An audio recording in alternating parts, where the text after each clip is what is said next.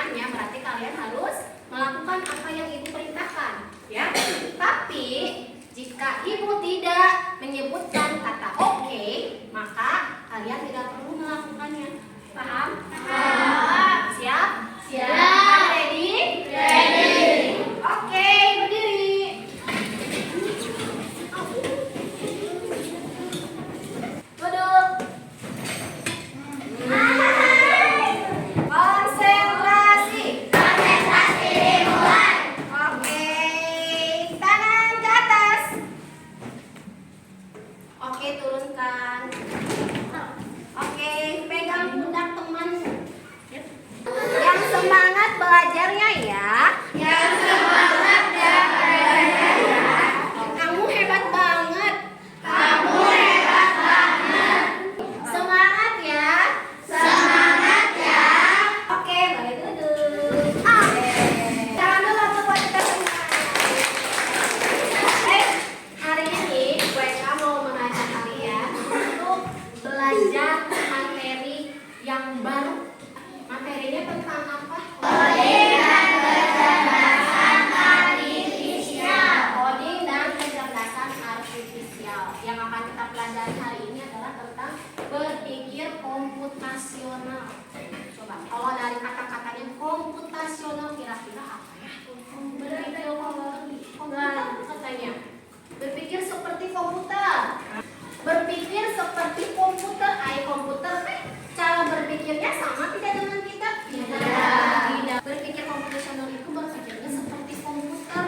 Komputer kayak gimana? Seperti yang tadi kita lakukan, ya. Komputer itu kalau tidak kita suruh, kalau tidak ada perintahnya, dia bisa jalan tidak? Tidak. Tidak. Seperti tadi kalian latihan AMBK, ya. Udah masukin passwordnya. Kalau belum di oke bisa masuk tidak? Tidak. Tidak, tapi kalau sudah kita pencet oke, itu berarti perintahnya oke, berarti kita bisa masuk, benar nggak? Nah, cara berpikir komputasional juga seperti itu, ya, terstruktur. Nah, oke, apa saja yang akan kita pelajari? Nah, tujuan pembelajaran kita hari ini, yang pertama, kita akan mengidentifikasi permasalahan sederhana dalam kehidupan sehari-hari yang memerlukan solusi. Kalian pernah dapat masalah? Nah, kalau kalian dapat permasalahan, mikirin solusinya nggak? Pikirin nggak? Pikirin dong. Aduh, sepatu aku kotor, aku harus bagaimana? Pernah seperti itu? Atau tadi, aku nggak bawa seragam. Kalian mikirin solusinya nggak?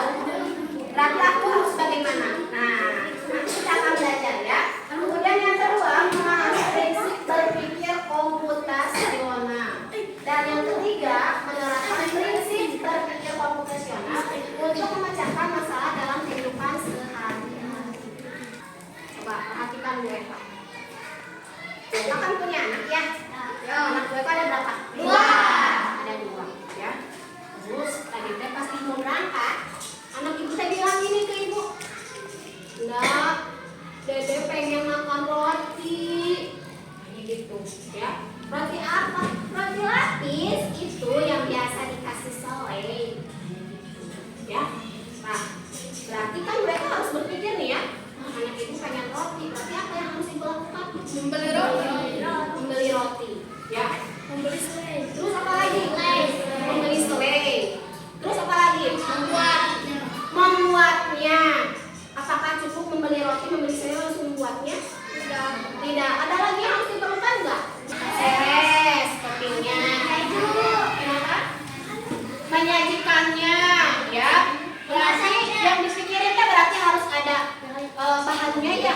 Bahannya kita tadi apa aja? Ada roti, ada selai, terus ada apa lagi? Keju. Topping keju ya. Kalau suka keju sama topping yang lainnya. Terus setelah bahannya harus mikirin apa lagi? Langsung dibuat gitu. Ada roti, ada selai, langsung dibuat, diapain ini? Caranya gimana? Kita butuh apa? Sendok. Butuh sendok. Butuh apa lagi? Piring. Butuh piring, ya. Kalau nggak pakai sendok sama piring bisa nggak? Tidak bisa, ya. Berarti harus ada alatnya ya. Alatnya apa? Sendok sama piring. Harus ada bahannya. roti sama selainya. Nah, udah ada itu tinggal diapain sama ibu? Tinggal dibuat. Oke. Sudah beli? Baru bikin ya. Sudah beli nih. Buat siapa cina ini teh? Buat anak ibu. Kali kita butuh piring ya. Piring. Bisa diganti sama ini? Bisa. Tapi fungsinya sama ya. Kalau misalnya ininya piringnya, apakah ibu harus berpikir piringnya harus yang kecil, harus yang besar, gitu nggak? Nggak usah. Yang penting ada wadah, ya. Tapi jangan dipikirin ya. Jangan dipikirin. Terus harus ada apa lagi cina tadi teh? Alatnya dulu, alatnya. Sendok. Ini sendok. Sendoknya sama ibu dikasih wadah. Kalau sama ibu nggak dikasih wadah, boleh nggak? Boleh. Nggak apa-apa ya. Ini sendoknya udah ada. Simple. Terus itu apa lagi cina? Bahannya ya. Bahannya ada roti. Ini rotinya. Yang penting rotinya ada ya. Apakah kalian berpikir rotinya harus roti sari roti? Atau rotinya harus Mr. Bread? Atau rotinya harus roti yang di apa? Yang di Yomat gitu ya? Tidak ya, yang penting mah ada roti ya. Begitu kan? Oke, ini kita buka ya rotinya ya. Terus ada apa lagi tadi teh?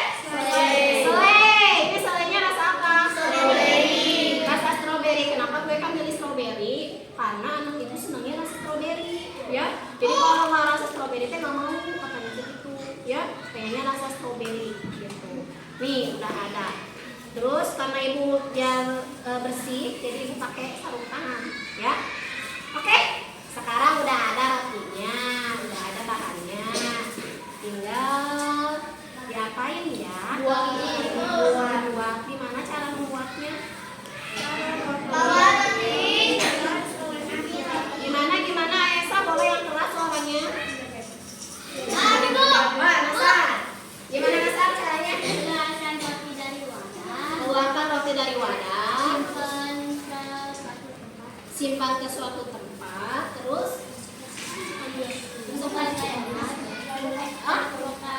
buka selainya. Terus oleskan ke roti. Terus dan tutup pakai apa? Pakai roti. Tadi yang dikatakan oleh Nasar sudah runtuh belum? Sudah runtuh. Boleh nggak kalau misalnya Bu Eka mah kayak ininya dulu lah? Simpen di sini? Nggak boleh. Atau ininya ditumpuk dulu dua gini baru dikasih selai di atas? Nggak boleh. Kenapa? Oh bisa, tapi yang bawahnya ke atasin. Berarti harus selalu bentuknya seperti ini ya. Nggak boleh berubah ya. Harus selalu seperti itu. Kalian juga kalau bikin seperti itu sama? Tidak. Ada yang beda? Tapi rotinya cuma satu. Oh, rotinya cuma satu. Dilipat juga sama kan? Berarti di atas selai itu ada roti lagi kan? Begitu ya. Polanya seperti itu. Oke. Tadi pertama gimana Nasar?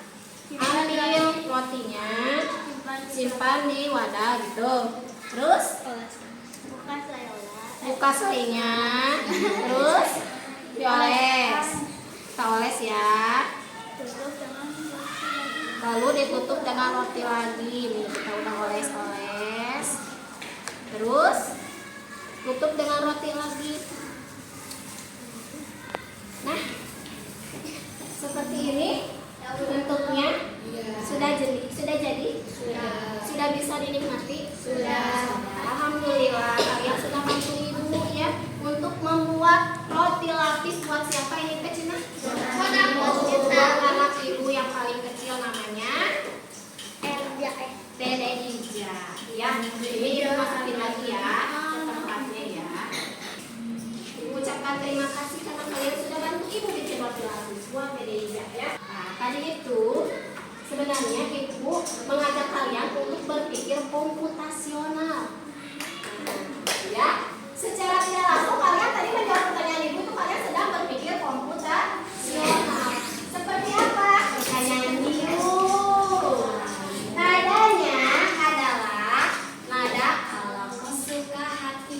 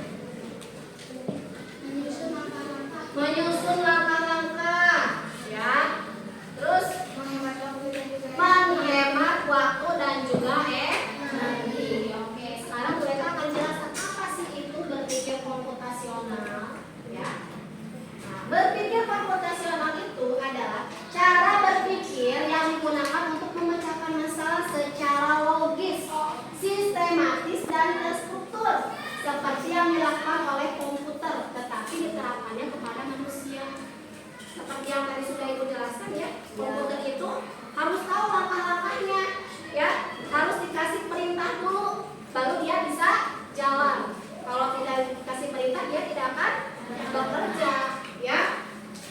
Ada 4 prinsip atau 4 langkah untuk berpikir komputasional, ya. Yang pertama, minulaku ayat tadi apa? Dekomposisi atau memecah masalah besar menjadi bagian-bagian kecil yang lebih mudah diselesaikan. Seperti tadi yang Ibu berikan beri pertanyaan sama kalian, apa aja ya yang harus disiapkan untuk membuat kue lapis, roti lapis, terus kalian jawab tadi ya. Bikin dulu, tentukan dulu makanannya mau bikin apa, ya. Terus siapkan dulu bahannya, Bu. Ya. Siapkan dulu alatnya apa. Terus cara menyiapkannya bagaimana. Nah, ketika kamu berpikir apa saja yang harus disiapkan, itu berarti kalian sudah berpikir dekomposisi. Ya. Yang kedua, pengenalan pola, yaitu mencari kesamaan atau pola yang sering muncul dalam masalah. Hal yang selalu terjadi ketika membuat roti lapis itu apa? Biasanya bikin roti lapis teh suka pakai 2 lembar roti, ya. Atau selalu pasti pakai isinya, ya. Apa selai, apa keju, atau topping lainnya. Terus selalu di atasnya pakai roti lagi kan? Nah, kalau dari pijama selalu harus pakai selai strawberry, itu namanya pola, ya. Tadi yang pertama apa? Dekomposisi. Yang kedua apa? Pengenalan pola.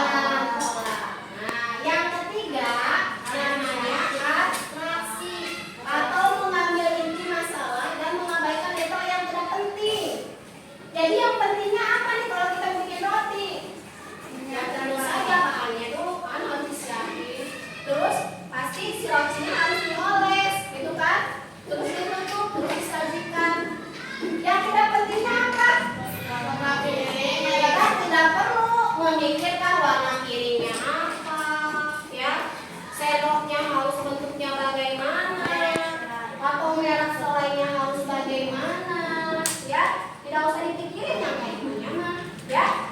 Tidak penting. Nah, yang keempat namanya algoritma atau menyusun langkah-langkah logis dan berurutan untuk menyelesaikan masalah. Urutannya tadi seperti yang disebutkan oleh Nasar, ya. Diurutkan dulu, ambil 2 lembar roti, letakkan roti di piring, oleskan, tutup, potong, sajikan. Nah, seperti itu, ya. Jadi ada berapa prinsip berpikir komputasional teh? Ada 4. 1. Dekomposisi. 2. Pengenalan pola. 3. Abstraksi. 4. Algoritma pinter. Udah bisa membedakan? Bisa. Coba dekomposisi yang gimana tadi? Pemecah masalah. Caranya gimana? Dengan berpikir apa saja yang harus disiapkan, begitu ya. Nah, menyiapkan bahan kayak gitu. Kalau pengenalan pola kan yang sering terjadi. Kalau abstraksi, ya, mencari intinya, yang pentingnya mana, yang tidak pentingnya mana, begitu ya. Terus yang terakhir algoritma, langkahnya sebenarnya seperti apa, ya. Nah, manfaatnya untuk apa kita berpikir itu? Yang tentu saja yang pertama untuk apa? Memecahkan masalah. Iya, membantu memecahkan masalah secara sistematis. Yang kedua, menghemat waktu dan energi. Menghemat waktu dan energi. Coba bayangkan kalian mau bikin selai, kalian teh mikirin nanti piringnya aku mau pengen warna pink, ya. Rotinya aku mau pengen sari roti, ya. Coba kalau kalian mikirin itu terus lama nggak? Lama, ya nggak akan beres-beres. Terus yang ketiga, mengurangi rasa. Nah, yang keempat, berlatih berpikir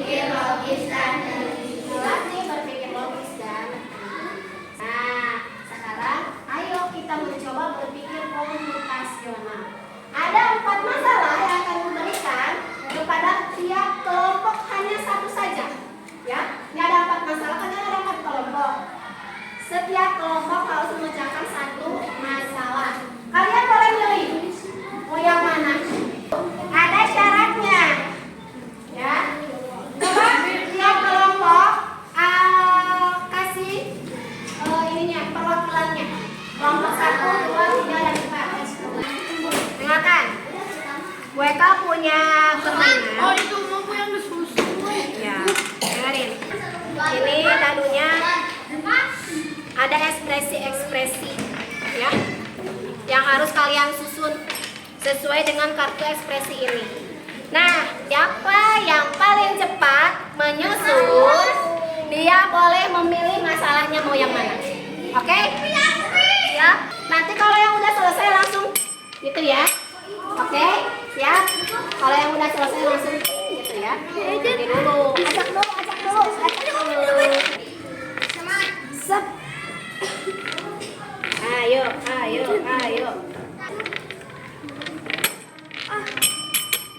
Oke. Ahmad, kelompok berapa Ahmad? 4. Kelompok 4 mau pilih yang mana? Mie rebus, Bu. Mie rebus. Oke. Ya.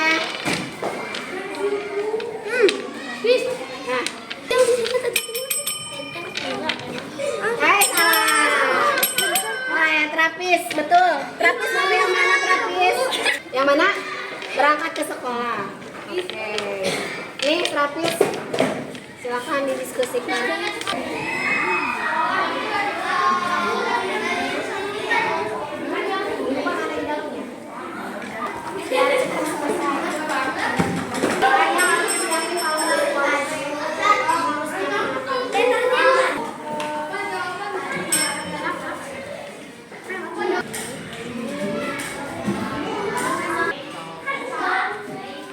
Fokus dulu. Mana mau yang duluan?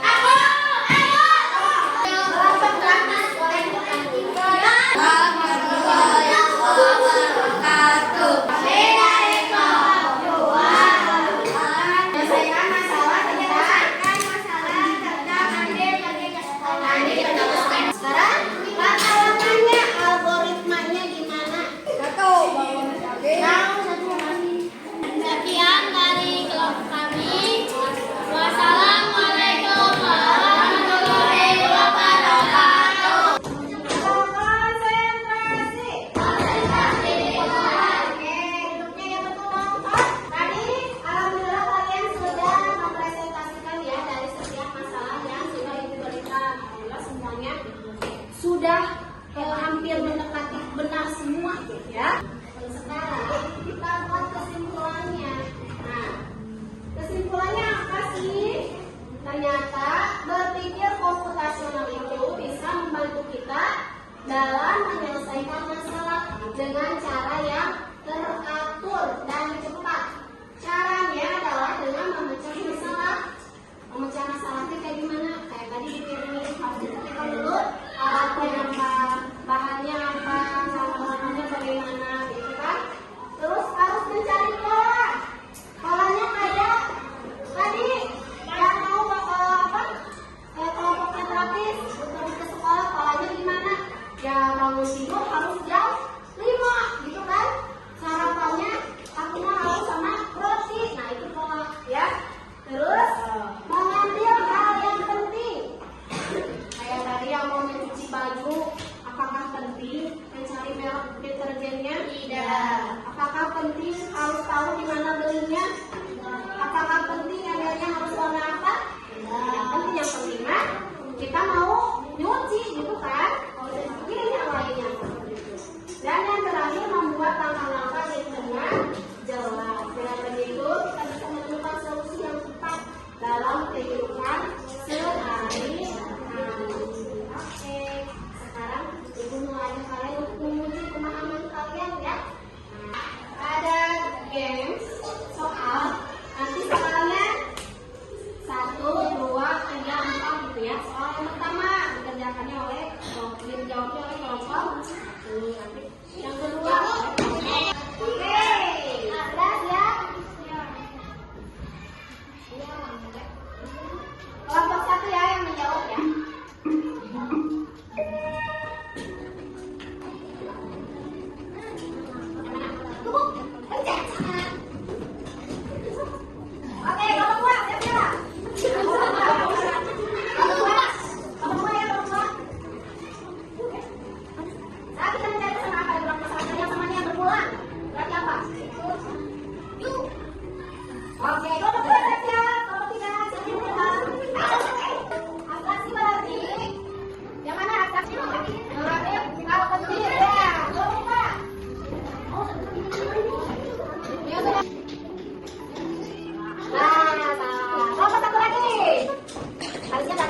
di rumah ya.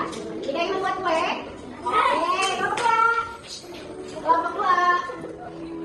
Kalau tadi masa berangkat sekolah, yang mana dulu? Susunannya. Oke, kelompok tiga. Yang tidak penting harus diapain? Itu. Oke, kelompok empat. Alhamdulillah. Saja yang sudah kita pelajari hari ini. Tapi apa ya Pak? Berpikir komputasional. Lagi. Mengerjakan masalah bisa lebih cepat, ya. Terus apa lagi? Dapat memecahkan masalah yang susah, ya. Terus apa lagi? Bisa menghemat waktu dan energi. Bisa nggak kalian melakukan hal-hal seperti ini dalam kehidupan sehari-hari?